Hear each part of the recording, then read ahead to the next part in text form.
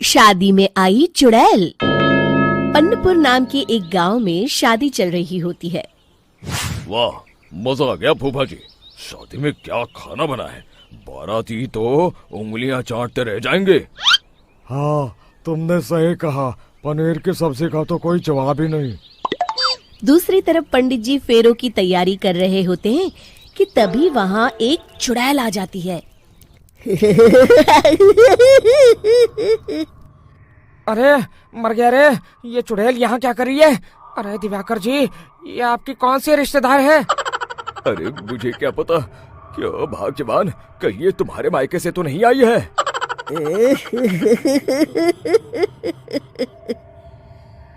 तुम लोगों की इस गांव में बारात लाने की हिम्मत कैसे हुई? मेरे रहते इस गांव में किसी की शादी नहीं हो सकती। अब तुम लोग देखो मैं क्या करती हूँ। अरे मर गया रे, मैंने सुना है ये जबान की पक्की है। भागो रे भागो, वरना ये चुड़ैल किसी को नहीं छोड़ेगी। हाँ, तुम सही कहते हो मोहन भाई, यहाँ से भाग लेने में ही हम सबकी भलाई है। देखते ही देखते शादी के मंडप में भगदड़ मच जाती है और चुड़ैल सब कुछ उजाड़ कर रख देती है। फिर एक दिन मोहन की शादी तय हो जाती है।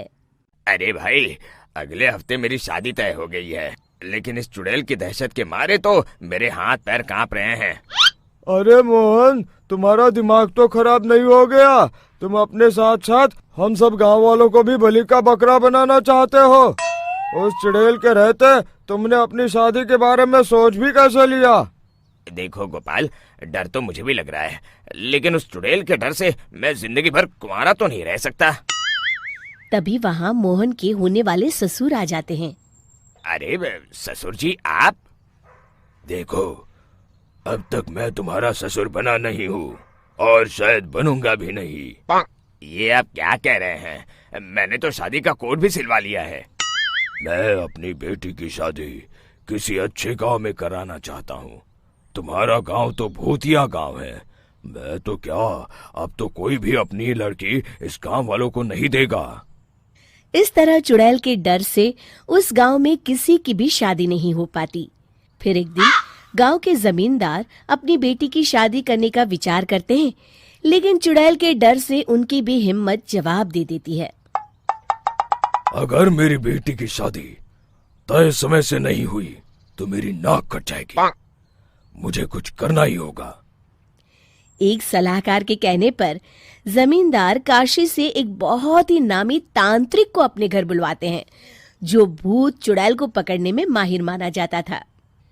जमींदार साहब, आप चिंता मत करिए।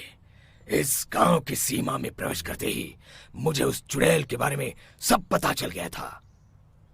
आप उसे जल्दी से जल्दी कैद कर लीजिए ताकि मैं अपनी बेटी की शादी कर सकूं।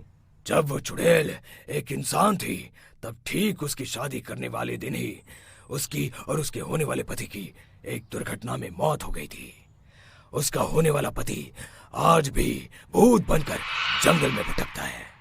इसलिए जब तक चुड़ैल की शादी नहीं हो जाएगी, वो किसी और की भी शादी नहीं होने देगी। ये आप क्या कह रहे हैं? अगर वो भूत भी हमारे गांव में आ गया तब हमारा क्या होगा? ये आदमी बीच में बहुत बोलता है, इसे बाहर निकालो।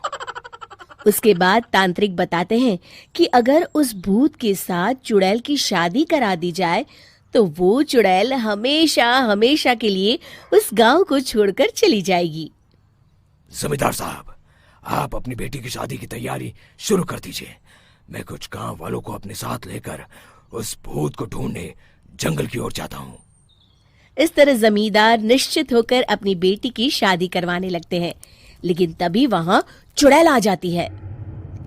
मैंने तुम गांव वालों को समझाया था ना कि इस गांव में कभी कोई शादी नहीं करेगा। लगता है तुम लोग मुझे हल्के में ले रहे हो। चुड़ैल जमींदार की बेटी को उठा लेती है।